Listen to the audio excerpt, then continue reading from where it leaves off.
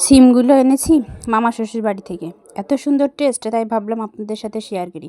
প্রথমে সিমগুলোকে আমি কেটে বেছে ধুয়ে একটা কড়াইতে নিয়ে নিয়েছি। এরপর কড়াইটা চুলার উপরে দিয়ে তাতে পেঁয়াজ এবং মরিচ দিয়ে দিলাম এবং 1 চামচ লবণ দিয়ে দিলাম। এবার দিয়ে দেবো একটু পরিমাণ পানি, যাতে আমরা সিমটাকে একটু সুন্দরভাবে সিদ্ধ করতে পারি।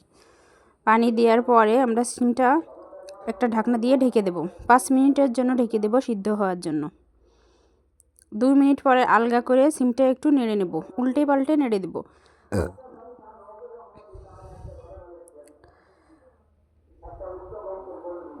এখানে আমি 1/2 চা চামচের মতো হলুদের গুঁড়া দিয়েছি। আপনাদের ইচ্ছে হলে দিতে পারেন, নাহলে স্কিপ করতে পারেন। হলুদের গুঁড়া দিয়ে আরেকটু নেড়ে নিয়ে তারপরে আবার আমি ঢাকনা দিয়ে ঢেকে দেব। আবার 3 মিনিট মতো জাল করে ঢাকনা খুলে সিমটাকে আবার একটু উল্টে পাল্টে নেড়ে দেব। এক পর্যায়ে দেখে নেব সিমটা সিদ্ধ হয়েছে নাকি। দেখুন সিমটা সিদ্ধ হয়েছে। এখন আমি সিমটা একটা আলাদা বাটিতে নামিয়ে নিয়েছি। নামিয়ে নেওয়ার পর কড়াইটা ধুয়ে আমি কড়াইটা চুলার উপর আবার বসিয়ে তাতে দিয়ে দেবো একটু তেল।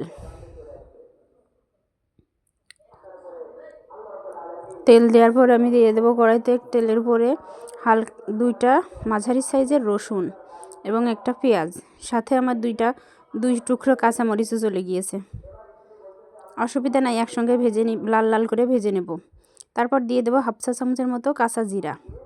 সবগুলোকে আরেকটু নেড়ে 10 সেকেন্ডের মতো নাড়লেই হয়ে যাবে। নেড়ে ঢেলে দেব সিমগুলো। তারপরে সিমগুলো উল্টে পাল্টে 5 থেকে 6 মিনিটের মতো হালকা থেকে মিডিয়াম আঁচে ভেজে নেব। দেখুন 5 মিনিট পরে আমার সিমটার এরকম একটা লুক এসেছে।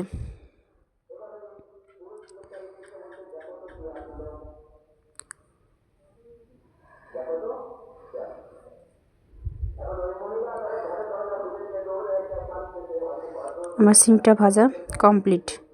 এবার আমি সিমটাকে নামিয়ে নেব।